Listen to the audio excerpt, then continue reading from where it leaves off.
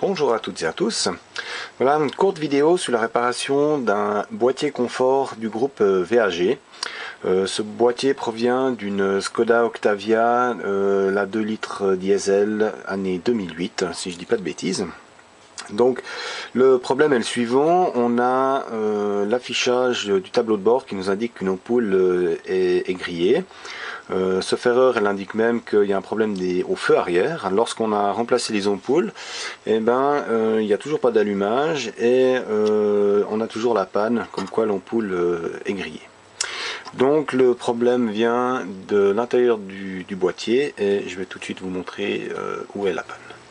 Voilà, une fois le boîtier ouvert, donc c'est juste fermé avec un cache, donc on a encore la chance de pouvoir démonter ce genre de boîtier. Et on se rend compte ici qu'on a un composant qui a fumé. Alors c'est un driver qui permet donc, je ne vais pas rentrer dans les détails techniques du composant, j'ai le datasheet mais bon c'est assez chaud. Donc ce composant est une sorte de MOSFET mais qui permet de contrôler s'il y a une consommation ou pas et d'en informer le microcontrôleur qui est là, qui lui travaille avec le CAN bus, donc tout ça c'est relié entre les boîtiers.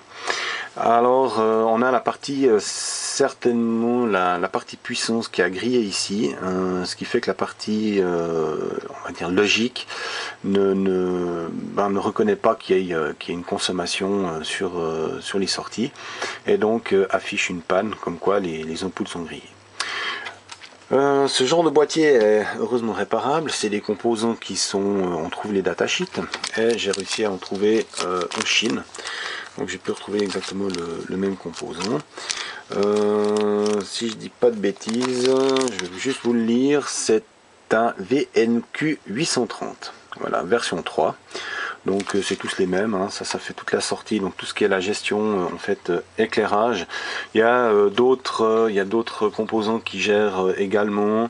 On a tout ce qui est le système de verrouillage central, les vitres électriques, enfin il y a à peu près tout qui passe par ce boîtier. C'est pas dit que c'est géré par ce boîtier, mais en tout cas ça passe par ce boîtier. J'ai actuellement une Golf qui a un problème de vitre électrique et on a aussi un problème avec le boîtier confort. Par contre là on n'a pas trouvé la panne, on a trouvé un boîtier de remplacement sur eBay pour une cinquantaine d'euros, donc on va pas s'embêter à rechercher la panne à ce prix là. Par contre celui-là, le composant avec la livraison est revenu à moins de 10 $, donc ça vaut la peine de passer un peu de temps à essayer de le changer. Voilà, donc maintenant je vais passer au remplacement. Je ne referai pas forcément une vidéo, je vous marquerai à la fin de la vidéo si la réparation a été un succès ou pas. Voilà, donc je passe au remplacement et je vous dis à tout bientôt.